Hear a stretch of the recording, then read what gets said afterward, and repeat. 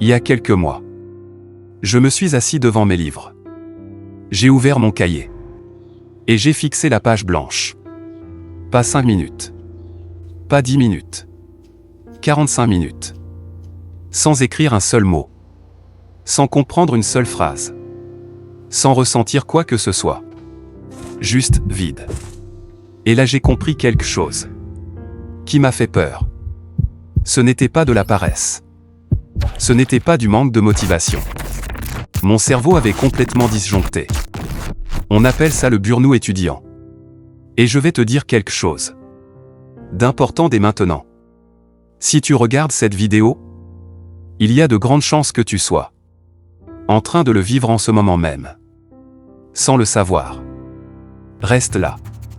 Cette vidéo va peut-être te sauver ton année. Avant tout, définissons les choses. Le burn-out étudiant. Ce n'est pas être fatigué. Ce n'est pas avoir envie de rien faire. Un dimanche après-midi. Le burn-out étudiant. C'est un épuisement total.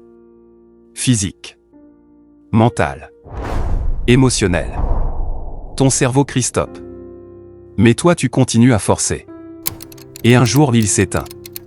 L'Organisation mondiale de la santé a reconnu le burn-out comme un phénomène professionnel en 2019.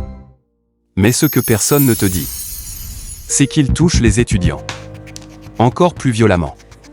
Pourquoi ?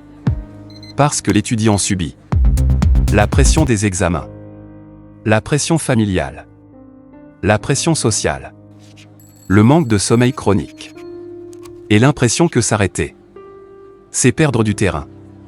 Alors il continue, et continue, jusqu'à l'effondrement.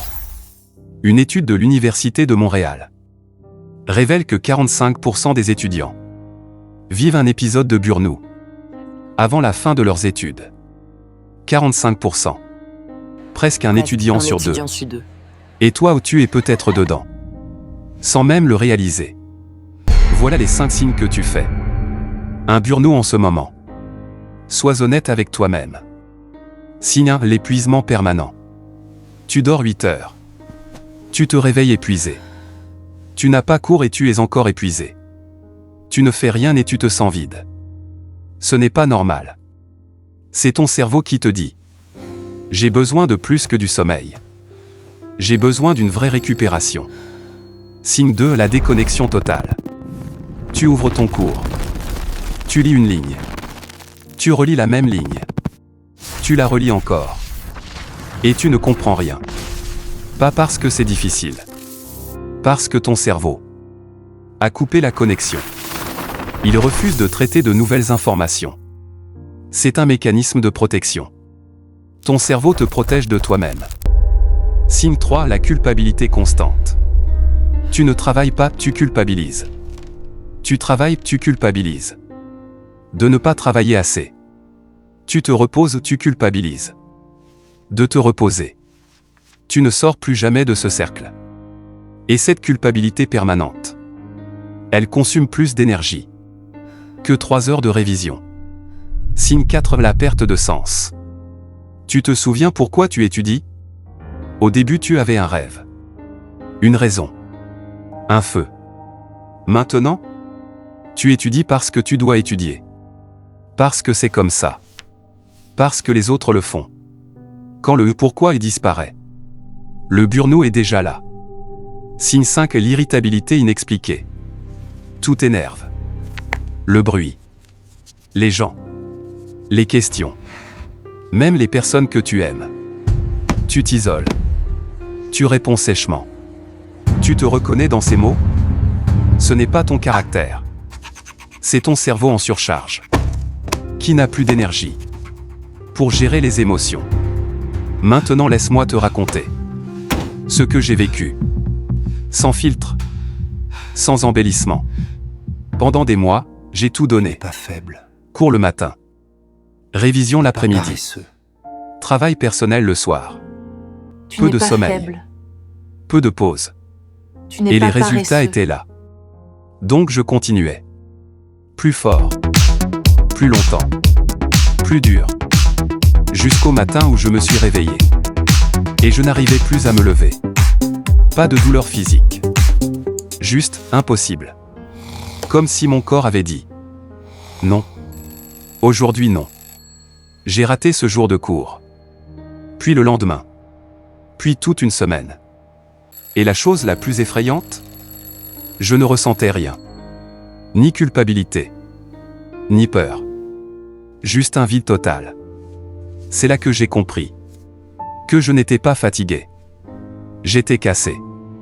Et personne autour de moi ne comprenait vraiment. Mes parents pensaient que j'étais paresseux. Mes amis pensaient que j'exagérais. Mais toi qui regardes cette vidéo, si tu vis quelque chose de similaire, je veux que tu saches une chose. Tu n'es pas faible. Tu n'es pas paresseux. Ton cerveau a atteint sa limite. Et ça arrive au meilleur.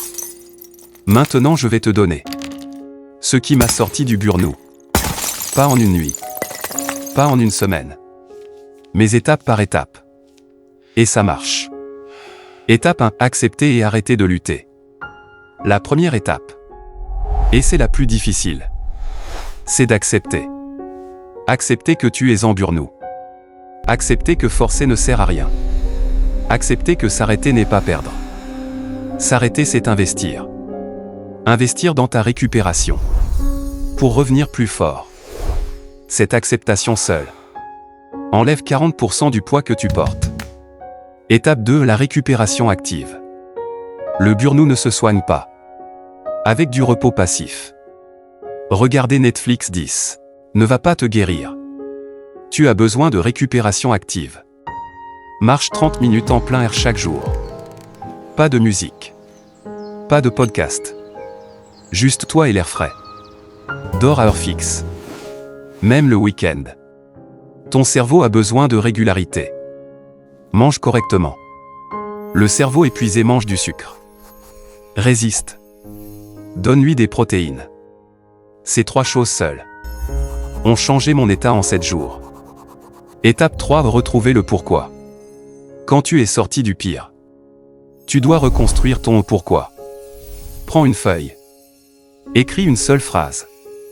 Je fais ces études parce que. Pas parce que tes parents le veulent. Pas parce que c'est la voie normale. Trouve tes ON pourquoi. Même s'il est petit. Même s'il est imparfait. Ce pourquoi va devenir ton bouclier contre le prochain burn-out. Étape 4. Le retour progressif. Ne reviens pas à 100% du premier coup. C'est l'erreur que j'ai faite. Et j'ai rechute en 2 semaines. Voici le protocole du retour. Semaine 1. 1 heure de travail par jour maximum. Pas plus. Même si tu te sens bien. Semaine 2. 2 heures par jour. Avec une vraie pause de 15 minutes. Semaine 3. Retour progressif à ta routine normale. Mais avec les garde-fous que tu vas mettre. La patience ici, c'est la stratégie la plus puissante. Étape 5. Les garde-fous anti-burn-out. Pour ne plus jamais y retourner. Une journée sans études par semaine. Sacré. Inviolable. Toujours. Stop à 21h. Chaque soir. Après 21h, le cerveau ne retient plus. Tu gaspilles juste de l'énergie. Un sport ou une activité physique. 3 fois par semaine minimum. C'est ton antidépresseur naturel. Ces 3 règles m'ont protégé depuis. Et elles vont te protéger aussi. Le burn-out m'a appris la leçon la plus importante de ma vie. La vraie force, ce n'est pas de ne jamais tomber. C'est de savoir comment se relever.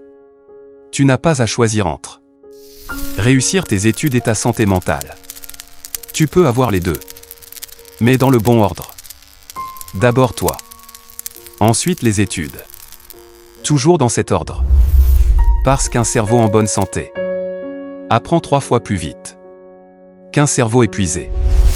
Parce qu'un étudiant équilibré obtient de meilleurs résultats qu'un étudiant qui force. Et parce que tes notes ne définissent pas qui tu es. Elles mesurent juste où tu en es. À un moment précis de ta vie. Si tu es en burn-out en ce moment, je veux que tu fasses une chose. Après cette vidéo, Une seule. Pose tes livres. Sors marcher 30 minutes. Et permets-toi de récupérer. Ce n'est pas abandonner. C'est la décision la plus intelligente que tu puisses prendre aujourd'hui. Pose sourire authentique. Si cette vidéo t'a touché, si tu t'es reconnu dans ces mots, laisse un commentaire. Écris et je récupère. Et dis-moi où tu en es. Je lis tous les commentaires. Vraiment. Et si tu connais quelqu'un qui en a besoin, partage cette vidéo maintenant. Tu ne sais pas à quel point tu peux changer les choses pour lui. Abonne-toi à la chaîne. Parce que chaque semaine, je partage des méthodes concrètes pour réussir tes études.